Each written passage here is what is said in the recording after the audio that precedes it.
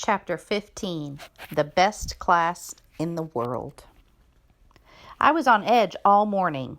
Everything in class was running smoothly now, and suddenly the new students of room 26 didn't seem so strange anymore. Too bad I'd be leaving so soon. I tried to shake and wiggle my worries away, but this time it didn't work. I waited and waited and waited to get the bad news. But nothing happened until after lunch, when Miss Becker came in, accompanied by Richie and Gail. They were smiling, naturally, because they were happy they were getting me back.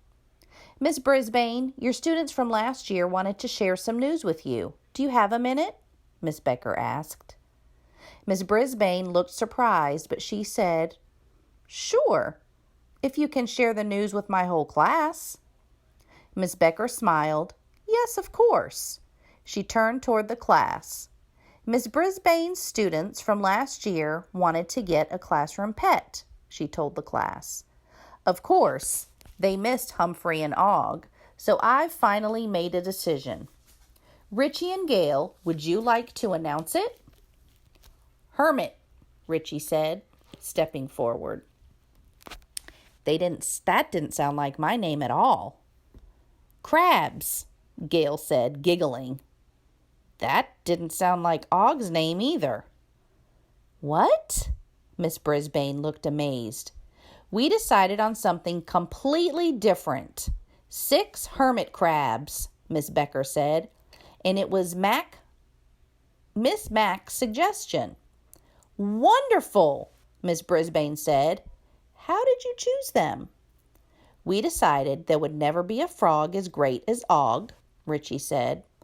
"Or a hamster as perfect as Humphrey," Gail added. I wasn't sure if that was true, but it was nice to hear. "And," Miss Becker added, "hermit crabs are very quiet, but they do better if they live in groups." "I hope you enjoy them as much as we enjoy Humphrey and Og," Miss Brisbane said. "Perhaps we'll come and visit them someday."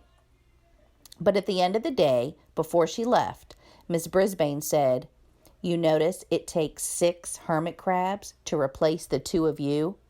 That made me feel very, very, very good. "Whew, that was a close call, Og," I told my neighbor when we were alone again. I was unsqueakably delighted that I would be staying in room 26. After all, someone needed to keep a close eye on Kelsey to make sure she didn't have any accidents. Joey wouldn't get to hear me giggle if I weren't around. Harry's family clock could be set back at any time. I still wanted to find out why Phoebe was so forgetful, and I wasn't sure yet whether all of Thomas's stories were real or just tall tales. I had a second surprise later that afternoon when Miss Mac appeared at the door. "Are you ready?" she asked. "Come on in," Miss Brisbane said. I guess I'd be dozing when Miss Brisbane had announced what was going to happen. Suddenly, my classmates were arranging the spare chairs stacked in the corner and setting them next to their own chairs. Then I was surprised when Miss Mac and her entire class of first graders entered the room. Miss Mac directed each of the first graders to sit next to an older student. "The idea behind Miss Brisbane's reading buddies is that the older children will share their favorite books with the younger children," Miss Brisbane told them. "Any questions?" A small boy who was missing both of his top front teeth raised his hand. "What's over there?" he asked, pointing toward the table Og and I shared. "Why, that's our hamster Humphrey and our frog Og," Miss Brisbane explained. "Hi, hi, hi," I squeaked, which made most of them giggle. "Maybe you'll be in this class someday and they'll be your classroom pets," Miss Brisbane said. That seemed to please the first graders. It pleased me, too. What pleased me even more was watching the students in my class patiently sharing books with the first graders in helping them learn to read. How on earth could I have ever thought they were the worst class in the world? The third surprise of the day came just before school was over for the day. Principal Morales stopped by for a visit. He was wearing a tie with the colorful autumn leaves on it. Class, I just want to say that Miss Brisbane has told me that in the last few weeks, your class has improved more than any class she has ever had. Miss Brisbane has been teaching for a long time, so that's quite a compliment. Mr. Morales paused and smiled at the class. She said you've made special progress in learning to work together, he continued. So I would like to congratulate you and encourage you to keep up the good work. Every face in room 26 had a smile on it, even mine. After school, Miss Brisbane hummed to herself as she gathered up her papers and her purse. Fellows, this has been quite a week, hasn't it? It's the kind of week that makes me glad I am still teaching, she said. That was nice to hear, because I didn't want Miss Brisbane to stop teaching, ever. I still have to decide who takes you home this weekend, Humphrey, she said. It'll have to be a surprise. I didn't mind being surprised. The new students in room 26, who had seemed like strangers a few weeks ago, all felt like friends now. That was a very nice feeling. When Aldo came into room that night, the first thing he said was, "Hermit crabs!" He laughed so hard his mustache shook. I never would have guessed she'd pick hermit crabs. They're crustaceans, you know. No, I didn't know, I told Aldo.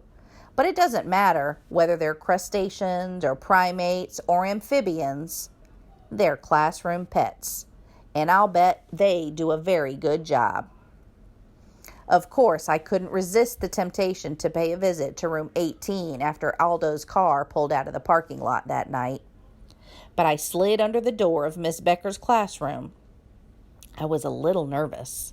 What if hermit crabs were as unfriendly as George? I looked at the table by the windows, but there were only stacks of folders there.